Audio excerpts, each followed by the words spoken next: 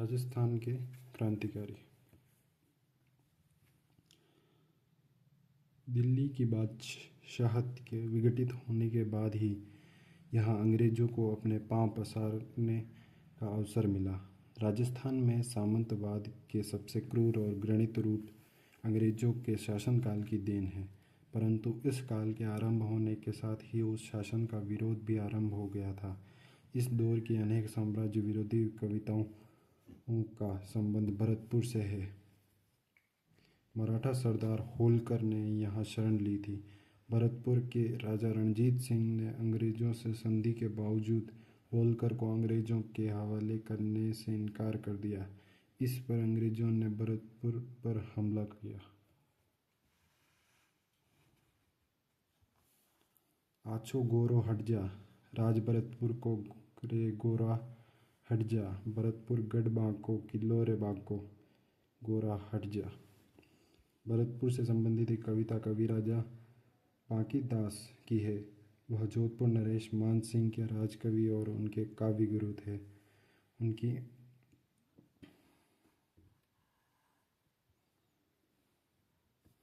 उनकी ग्रंथावली नागरी प्रचारिणी सभा से 3 खंडों में प्रकाशित हो चुकी है। इनकी लिखी तथा संकलित राजस्थानी में 2700 ऐतिहासिक बातें भी हैं। विभिन्न भाषाओं की जानकारी के साथ साथ इतिहास का भी इन्हें बहुत अच्छा ज्ञान था। इनका निधन 1833 में हुआ। उतन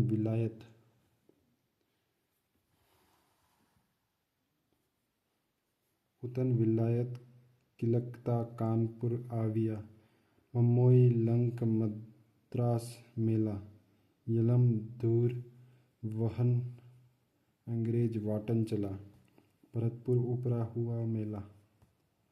विलायत से आकर अंग्रेज अपने इलम के बल पर कलकत्ता, कानपुर, बम्बई, मद्रास तक अधिकार करता चला गया और अब वह भरतपुर पर चढ़ आया। ये सब नगर जिस देश में हैं उसका नाम भरतखंड है। अंग्रेज़ों ने जो फौज बटोरी है वह इसी देश के विभिन्न प्रदेशों के लोगों से बनी है।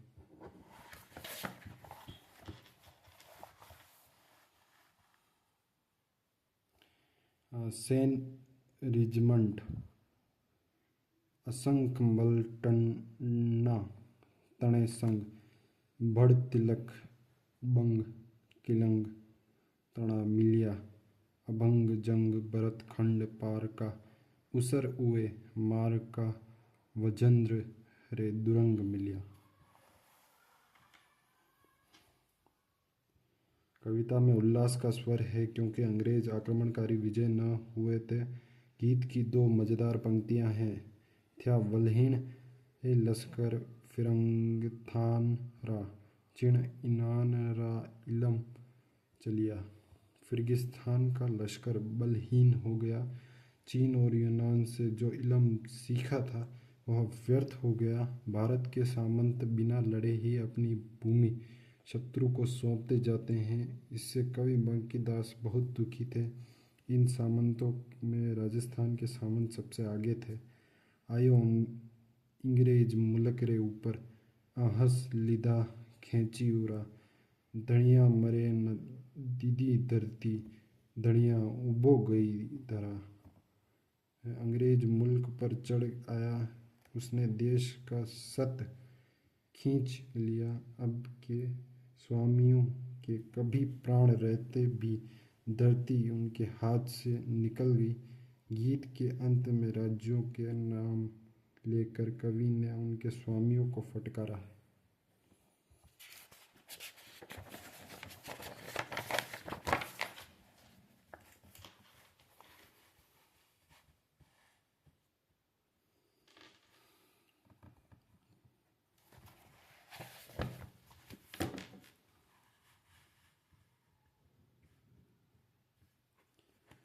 पुर जोधान उदयपुर जयपुर, यह दारा खुटा परियाण, आके गई आवसी आके बाके आसल किया बखान। जोधपुर, उदयपुर, जयपुर आदि ने अपने गौरव का नाश कर दिया। देश को गुलाम होना था और वह हो गया। जब आज़ाद होना होगा तब हो जाएगा। तुम्हारे किए अब कुछ नहीं होने का। सच्ची बात को मैंने सच्चाई के तरीके से प्रकट कर दिया है। अंग्रेजों से संधि करके गद्दी बचाए रखने वाले सामंत वास्तव में स्वाधीन नहीं है। यह तथ्य कवि बांकीदास के सामने स्पष्ट है। आगे स्थिति बदलेगी, यह आशा भी उन्हें है। सन 1857 ईस्वी से पहले ब्रिटिश फौज के कुछ सैनिकों ने राजस्थान में विद्रोह किया था। इस प्रसंग में डूंगजी और जवाहरजी प्रसिद्ध हुए और उन पर लोकगीत रचे गए। राजस्थान स्वतंत्रता संग्राम काव्य में दिए हुए विवरण के अनुसार 1818 में अंग्रेजों ने संधि की। शेखावाटी के लोगों ने इसका विरोध किया। विरोध के दमन के लिए अंग्रेजों ने शेखावाटी ब्रिगेड संगठित किया। 1834 में डूंगजी के नेतृत्व में इस ब्रिगेड के कुछ सैनिकों ने विद्रोह कर दिया। 1838 में अंग्रेजों ने डूंगजी को पकड़ लिया और उन्हें आगरे के किले में कैद कर लिया। जवाहरजी ने अपने सहयोगियों को लेकर किले पर हमला किया और डूंगजी को छुड़ा लिया। वहां से निकलकर इन्होंने नसीराबाद की छावनी पर हमला किया और अंग्रेजों का खजाना लूट लिया। इससे उनके साहस और शौर्य की गाथा सर्वत्र फैल गई। अनेक समकालीन कवियों ने उन पर अनेक कविताएं लिखी। लोक में उनसे संबंधित गाथा जो छावनी के नाम से प्रसिद्ध है गाई जाने लगी। अंग्रेजों के विरुद्ध वीरतापूर्ण कार्यों से प्रेरित होकर जो लोक कविता रची गई वह इस तरह राजस्थान की जनता के नवजागरण का माध्यम बनी। 1857 का स्वागत कवि सूर्यमल अथवा सूरजमल ने किया। बीरमबसा बीतियो गण चौचंद गुणीस बिसहर तित गुरु जेठ बद समय पलटी शीश। महाकवि सूर्यमल।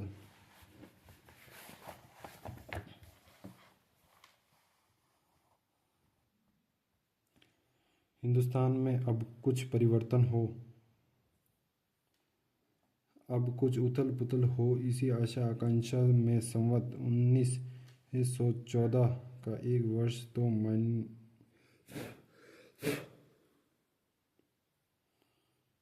1914 का एक वर्ष तो मानो युग के समान लंबा होकर आखिर बीत गया।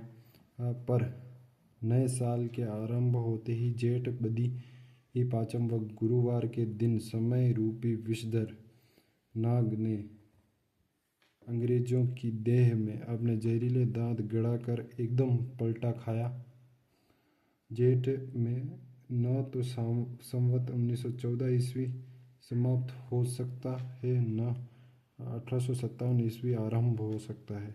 संभवतः जेठ बदी पंचमी वह दिन है जब युद्ध आरंभ हुआ।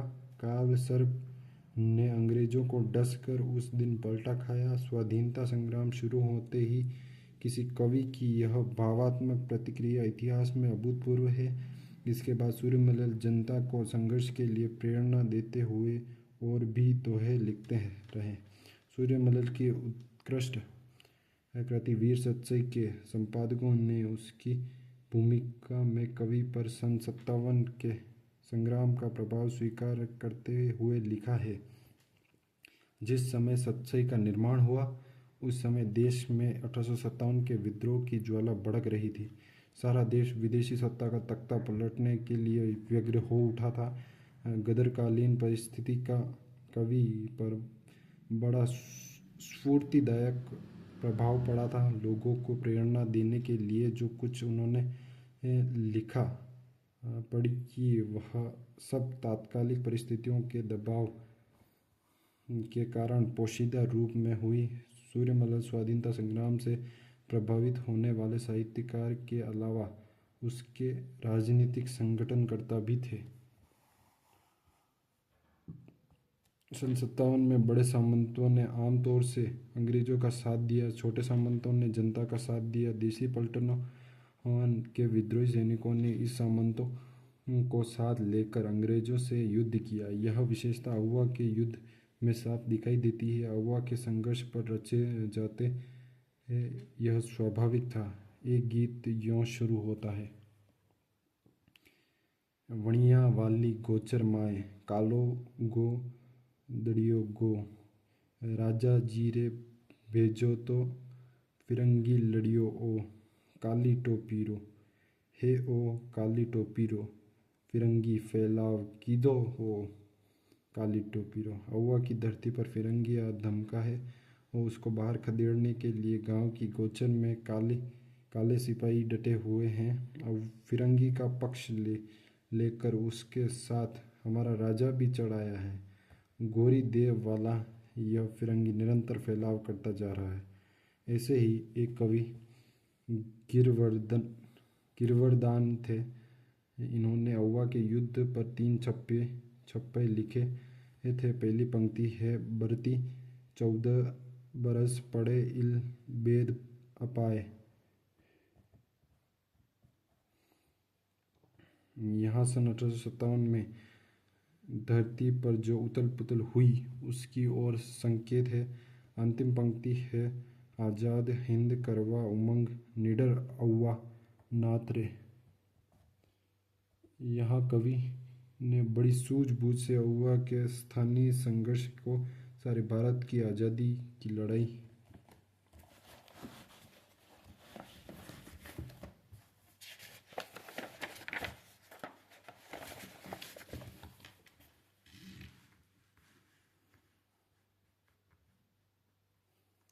से जोड़ा। भंग के बाद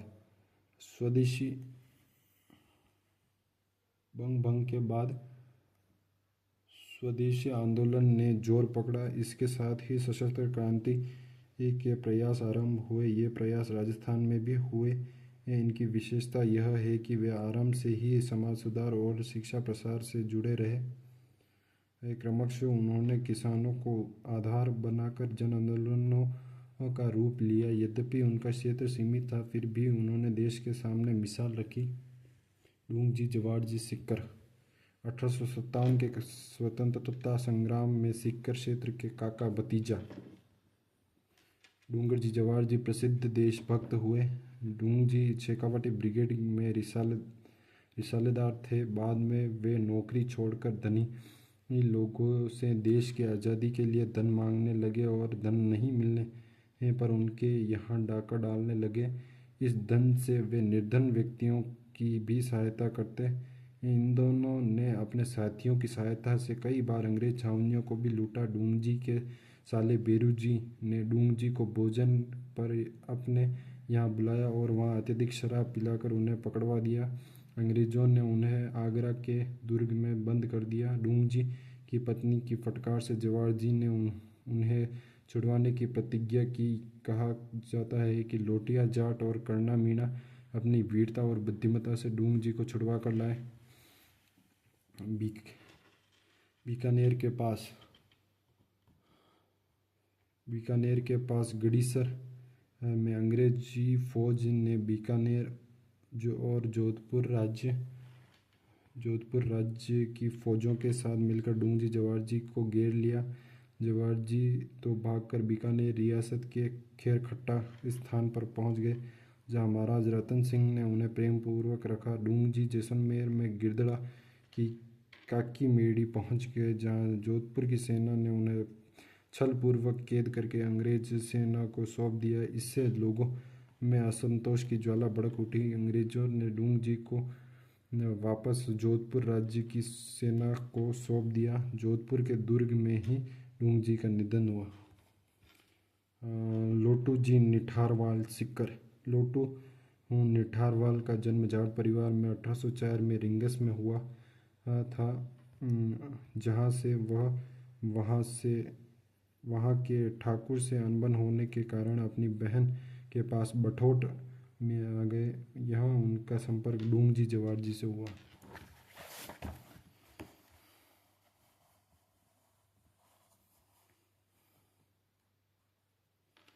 जब डूंगजी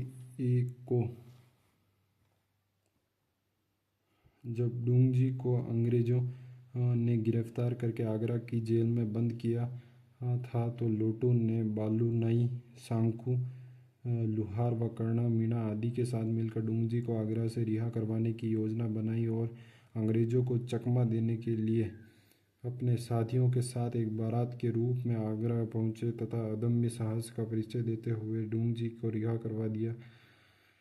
इसके बाद लोटू जी डूंगजी जवाहर जी के साथ अंग्रेज विरोधी गतिविधियों को अंजाम देते रहे। 1855 में उनकी मृत्यु हो गई।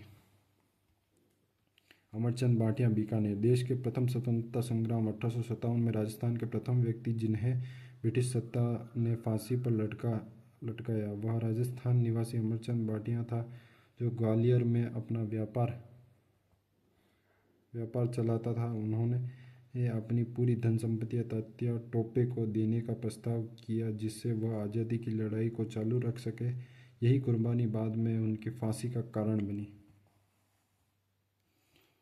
विजय सिंह पथिक बिचौलिया। भारत के प्रसिद्ध क्रांतिकारी भूप सिंह विजय सिंह पथिक का जन्म 1882 में ग्राम कुठावली जिला बुलंदशहर उत्तर प्रदेश में हुआ एवं इनकी कर्मभूमि राजस्थान थी। विजय सिंह पथिक वीर भारत सभा एवं राजस्थान सेवा संघ के संस्थापक एवं संपूर्ण भारत में किसान आंदोलन के जनक व चोटी के क्रांतिकारी थे, जिनका गहरा संबंध बिचौलिया किसान आंदोलन से था। अजमेर में सशस्त्र क्रांति की क्रियान्विति क्रांतिकारियों की भर्ती व प्रशिक्षण में महत्वपूर्ण भूमिका निभाई।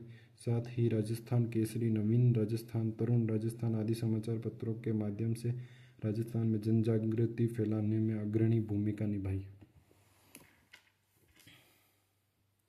अर्जुनलाल सेठी जयपुर। राजस्थान में स्वतंत्रता आंदोलन के प्रसिद्ध स्वतंत्रता सेनानी एवं क्रांतिकारी अर्जुनलाल सेठी की जन्मभूमि जयपुर थी। अर्जुनलाल सेठी ने राजस्थान में सशस्त्र क्रांति और जनजागृति का अलख जगाया। सेठी ने जयपुर में सन 1905 में जैन शिक्षा प्रचारक समिति की स्थापना की और तत्वाधान में वर्धमान विद्यालय, वर्धमान छात्रावास, वर्धमान पुस्तकालय चलाए, जो क्रांतिकारियों के प्रशिक्षण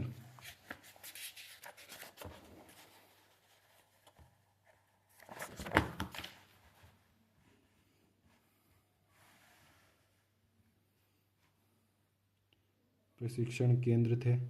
तत्कालीन जयपुर के महाराजा सवाई माधो सिंह द्वितीय ने उन्हें राज्य का प्रधानमंत्री बनाने का पेशकश की थी, किंतु राष्ट्र प्रेम के कारण उन्होंने इसे यह कहते हुए इनकार कर दिया कि अर्जुनलाल नौकरी करेगा तो अंग्रेजों को भारत से कौन निकालेगा। सेठी ने देश में भावी क्रांति के लिए युवकों को तैयार किया। जोरावर सिंह, प्रताप सिंह, माणिकचंद्र, मोतीचंद्र, विष्णुदत्त आदि क्रांतिकारी इन्हीं के विद्यालय से जुड़े थे। सेठी होर्डिंग बम कांड, आरा हत्याकांड, काकोरी कार्रवाई से संबंधित थे। अजमेर में रहते हुए शूद्र मुक्ति, स्त्री मुक्ति, महेंद्र कुमार आदि पुस्तकें लिखी। इन्होंने हिंदू मुस्लिम एकता स्थापित करने का प्रयास किया। केसरी सिंह बारट शाहपुरा। राजस्थान के प्रसिद्ध कवि एवं क्रांतिकारी केसरी सिंह बारट की जन्मभूमि शाहपुरा एवं कर्मभूमि कोटा थी। इनका जन्म 1872 में शाहपुरा रियासत के देवपुरा नामक गांव में हुआ। सन 1903 में वायसराय लॉर्ड कर्जन द्वारा आहूत दिल्ली दरबार में शामिल होने से रोकने के लिए उन्होंने उदयपुर के महाराणा फतेह सिंह को संबोधित करते हुए चेतावनी राचूंटिया नामक 13 सोठे लिखे, जो उनकी अंग्रेजों के विरुद्ध भावना की स्पष्ट अभिव्यक्ति थी। ब्रिटिश सरकार की गुप्त रिपोर्टों में राजपूताना के विप्लव फैलाने के लिए केसरी सिंह बारट व अर्जुनलाल सेठी को खास जिम्मेदार माना गया। उन्होंने राजस्थान के सभी वर्गों को क्रांतिकारी गतिविधियों से जोड़ने के लिए 1910 में वीर भारत सभा की स्थापना की। राजस्थान में सशस्त्र क्रांति का संचालन किया तथा स्वतंत्रता की आग में अपने संपूर्ण परिवार को झोंक दिया। श्री बारट ने अपने सहोदर जोरावर सिंह, पुत्र प्रताप सिंह एवं जामाता ईश्वरदान आसिया को रासबिहारी बोस के सहायक मास्टर अमीरचंद की सेवा में क्रांति का व्यावहारिक अनुभव और प्रशिक्षण प्राप्त करने के लिए भेज दिया।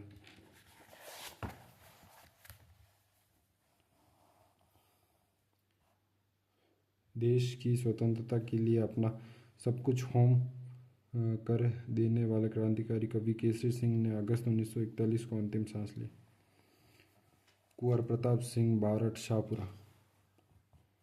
कुंवर प्रताप सिंह बारठ शाहपुरा 1893 में शाहपुरा में जन्मे कुंवर प्रताप सिंह को देशभक्ति विरासत में मिली थी।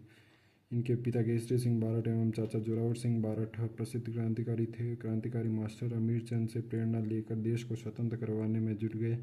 वे रास बिहारी बोस का अनुसरण करते हुए क्रांतिकारी आंदोलन में सम्मिलित हुए। रास बिहारी बोस का प्रताप सिंह पर बहुत विश्वास था। प्रताप सिंह बारठ को बनारस कांड के संदर्भ में गिरफ्तार किया गया। सन 1917 में बनारस षड्यंत्र अभियोग चलाकर उन्हें 5 वर्ष के सश्रम कारावास की सजा हुई। बरेली के केंद्रीय कारागार में उन्हें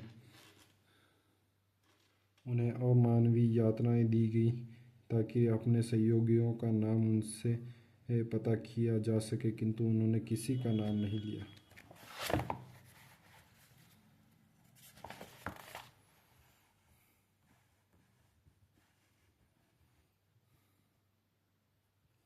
भारत सरकार के गुप्तचर निदेशक सर चार्ल्स क्लीवलैंड ने प्रताप को घोर यातना दी, मगर यह सब भी प्रताप को नहीं तोड़ पाए। बरेली जेल में ही क्लीवलैंड ने प्रताप सिंह से राज उगलवाने के लिए कहा कि तुम्हारी माँ तुम्हारे लिए बहुत रोती है। तब प्रताप ने जवाब दिया, लेकिन मैं सैकड़ों माताओं के रोने का कारण नहीं बन सकता। मेरी माँ को रोने दो, जिससे अन्य कोई न रोए। अमानुषिक यातनाओं के कारण 1918 में मात्र 22 वर्ष की आयु में प्रताप सिंह शहीद हो गए। हार कर क्लीवलैंड को यह कहना पड़ा कि मैंने आज तक प्रताप सिंह जैसा युवक नहीं देखा। बाल मुकुंद बिस्सा, जोधपुर। इन्होंने नागौर में चरखा संघ एवं खद्दर भंडार की स्थापना कर इनका प्रचार प्रसार किया। राजस्थान के जतिन दास बाल मुकुंद बिस्सा का जन्म 1908 में डिडवाना तहसील के पिलवा गांव में एक साधारण परिवार में हुआ। 1942 में जयनारायण व्यास के नेतृत्व में शुरू हुए जन आंदोलन के दौरान बिस्सा को 9 जून 1942 को भारत का रक्षा कानून के अंतर्गत बंदी बनाकर जेल में डाल दिया गया। जेल में राजनीतिक बंदियों से होने वाले दुर्व्यवहार के विरुद्ध बिस्सा ने लंबी भूख हड़ताल की। जेल में बंदियों के दमन और हड़ताल में बिस्सा बहुत कमज़ोर हो गए और उन पर लू का भी प्रकोप हो गया। 19 जून को उन्हें वार्ड से जेल अस्पताल भिजवाया गया, जहां अधिकारियों की लापरवाही के कारण उनका उसी दिन निधन हो गया।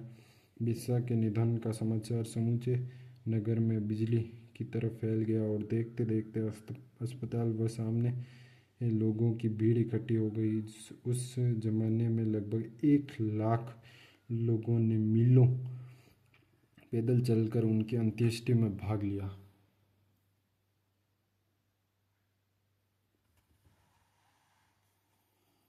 सागरमल गोपा, जैसलमेर में जन्मे सागरमल गोपा जीवन पर्यंत अपनी जन्मभूमि के दुखों को दूर करते रहे। उन्होंने अत्याचारी निरंकुश राजशाही का कड़ा विरोध कर जैसलमेर राज्य में राजनीतिक चेतना उत्पन्न करने के साथ साथ शिक्षा प्रसार पर विशेष जोर दिया। गोपा ने आज़ादी के दीवाने रघुनाथ सिंह का मुकदमा एवं जैसलमेर का गुंडा राज्य पुस्तकें छपवाकर वितरित की, जिनमें जैसलमेर राजशाही के काले कारनामों की लंबी सूची एवं उनकी कटु आलोचना की। इसके लिए इनको राज के कोप का भाजन बनना पड़ा।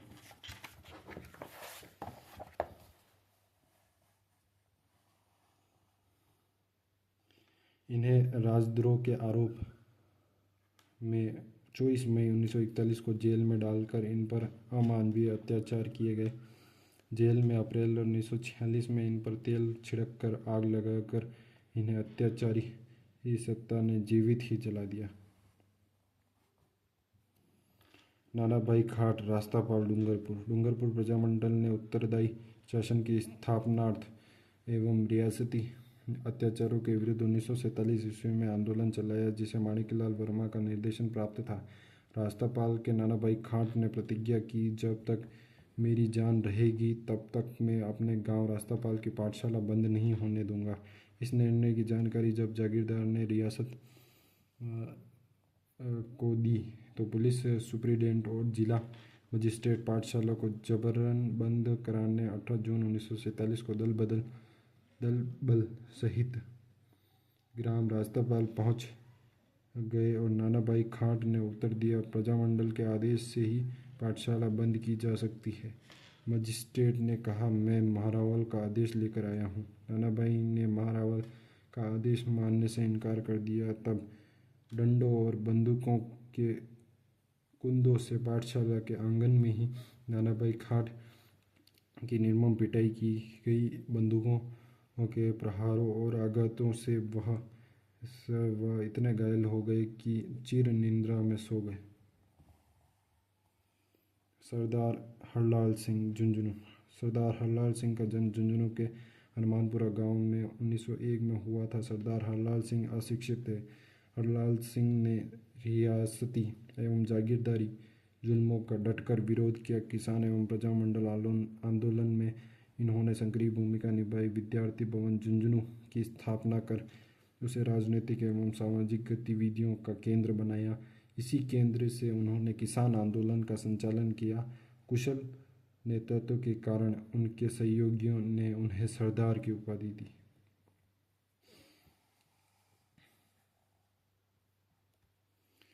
कप्तान दुर्गा प्रसाद, नीम का थाना। कप्तान दुर्गा प्रसाद चौधरी का जन्म 1905 में नीम का थाना में हुआ। इनकी प्रारंभिक शिक्षा अर्जुनलाल सेठी की वर्धमान पाठशाला में तथा उसके उपरांत सांबर तथा कानपुर में हुई। चौधरी ने राजस्थान सेवा संघ के अंतर्गत बिचौलिया में कार्य किया और 1930 में स्वाधीनता आंदोलन में शामिल हो गए।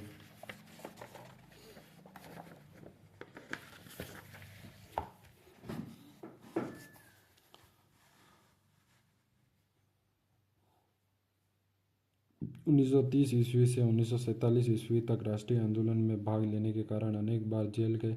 दुर्गा प्रसाद चौधरी ने एक पत्रकार के रूप में अपनी पहचान बनाई। इन्होंने अजमेर और जयपुर से प्रकाशित दैनिक नवज्योति का लंबे समय तक संपादन किया। जानकी देवी बजाज सिक्कर।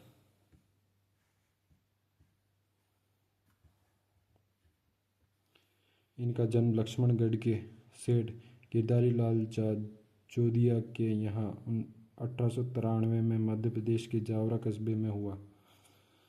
1902 में जमनालाल बजाज के साथ जानकी देवी का विवाह हुआ और इन्हें ससुराल वर्धा में रहना पड़ा। सर्वप्रथम जानकी देवी ने जड़ परंपराओं को तिलांजलि दी, तभी कुलकर सत्याग्रह में भाग ले सके। बजाज जी के देहांत के बाद इनको गौसेवा संघ की अध्यक्ष बनाया गया।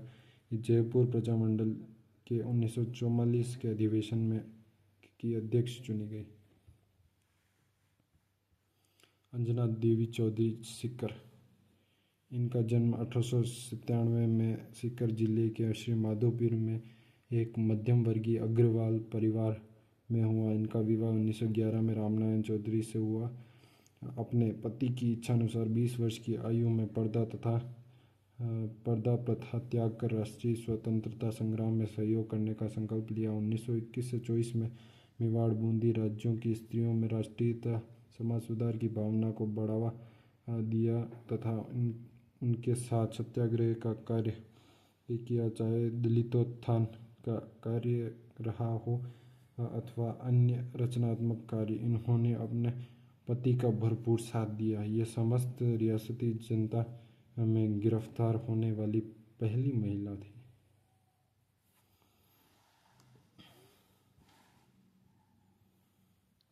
रतन शास्त्री, जयपुर। इनका जन्म 15 अक्टूबर 1912 में खाचरोद, मध्य प्रदेश में रघुनाथ जी व्यास के यहाँ पर हुआ। इनका विवाह हीरालाल शास्त्री से हुआ। सन 1929 के ग्राम सेवा, ग्रामोत्थान एवं जन सेवा के उद्देश्य से वनस्थली में इन्होंने हीरालाल शास्त्री द्वारा लड़कियों की शिक्षा के लिए स्थापित जीवन कुटीर कार्यक्रम में पूरा सहयोग प्रदान किया।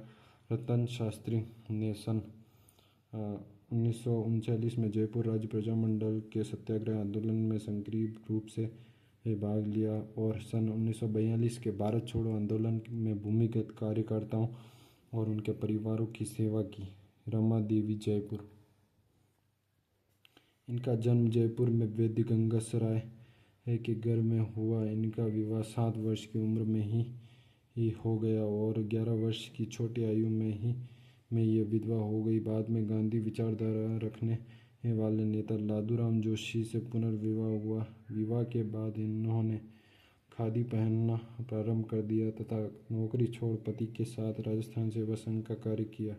बिजोलिया आंदोलन के समय पंडित लादू लाल जोशी की पत्नी रमा देवी 1931 में बिचौलिया गई, जहां उन्हें गिरफ्तार कर लिया गया। उन्हें वहां से निकल जाने को कहा, किंतु उनका जवाब था, जब तक किसानों पर अत्याचार बंद नहीं होंगे वे यहाँ आती रहेंगी। इन्हें वहाँ के कोतवाल ने अपमानित किया, पिटाई की, किंतु वे दृढ़ रही। 1930 ईस्वी व 1932 में सत्याग्रह एवं सविनय अवज्ञा आंदोलन में उन्होंने भाग लिया और जेल भी गई।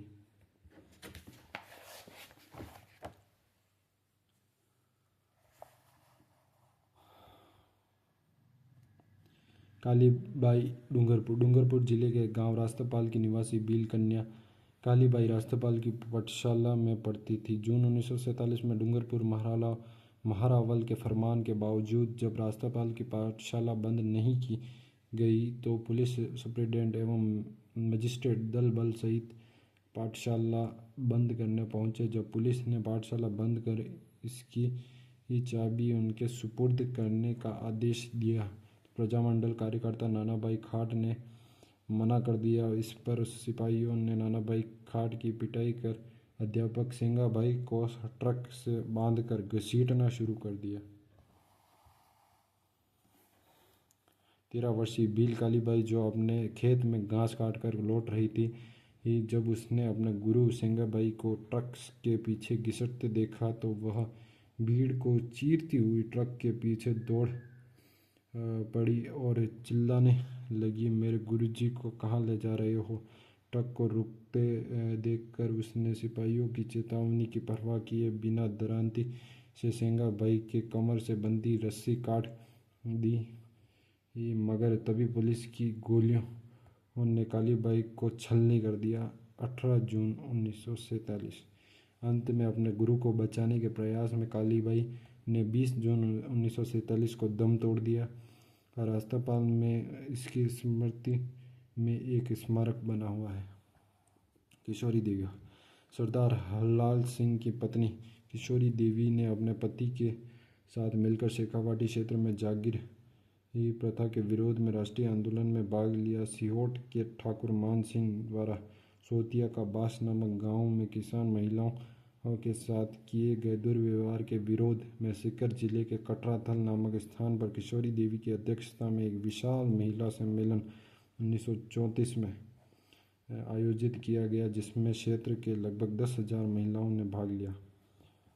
अतिलघुत्रात्मक प्रश्न, सीकर क्षेत्र के उन 3 क्रांतिकारियों के नाम का उल्लेख कीजिए जिन्होंने 1857 के स्वतंत्रता संग्राम में अपनी महत्वपूर्ण भूमिका निभाई।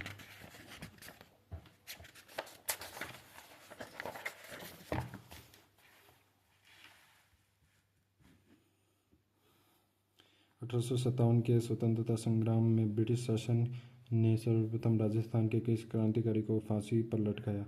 विजय सिंह पथिक ने मुख्यतः किन समाचार पत्रों का संपादन किया। चेतावनी, चुंगटियाँ किसकी रचनाएं। डूंगरपुर जिले के रास्तापाल ग्राम में किस क्रांतिकारी की स्मृति में स्मारक बना हुआ है।